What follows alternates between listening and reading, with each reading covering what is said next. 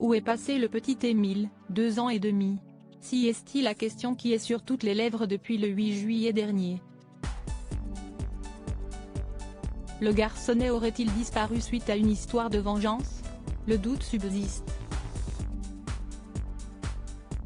Aucune piste n'est favorisée depuis la disparition du petit Émile dans le Haut-Vernay le 8 juillet dernier. Les chances de retrouver le garçon, que seuls 2 témoins ont vu avant qu'il ne se volatilise, s'amoindrissent. Toutes les hypothèses sont imaginées et peut-être même celle d'une histoire de vengeance. Dans leur édition papier de ce jour, samedi 9 septembre, nos confrères du Parisien évoquent l'incendie d'origine criminelle qui a touché la famille de la maman d'Émile en mars 2019.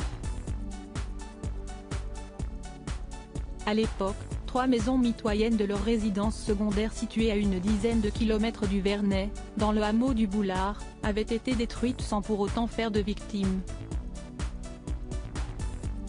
Seulement voilà, ce n'est pas le seul drame qui a touché cette zone.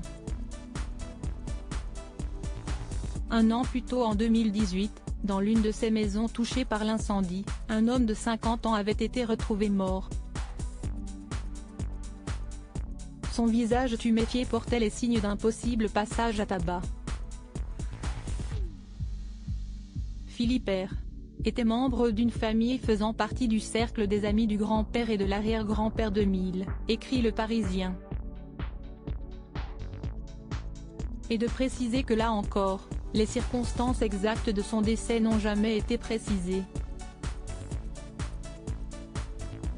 Même si aucun lien n'a été fait, pour le moment, avec la dissipation d'Émile, certains pointent du doigt ses antécédents et se demandent s'il ne s'agirait pas d'une haine entretenue de longue date qui aurait frappé la famille du garçonnet. Aucune piste n'est privilégiée. Toutes les hypothèses sont hélas envisagées à l'heure où l'enfant de 2 ans et demi, qui a échappé à la vigilance de ses proches dans le hameau du Haut-Vernay, a disparu depuis plus de 2 mois. 2 témoins avaient vu Émile, seul, dans la rue le jour de sa disparition sans pour autant s'en inquiéter.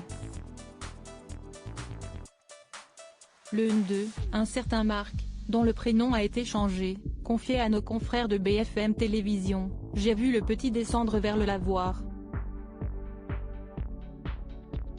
J'étais dehors devant mes escaliers, un peu après 16h45. Le grand-père coupait du bois à une dizaine de mètres de l'enfant. »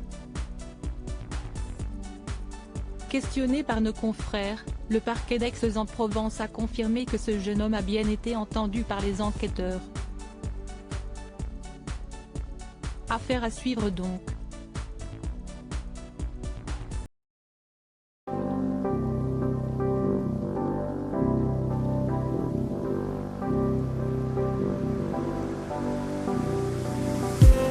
I just need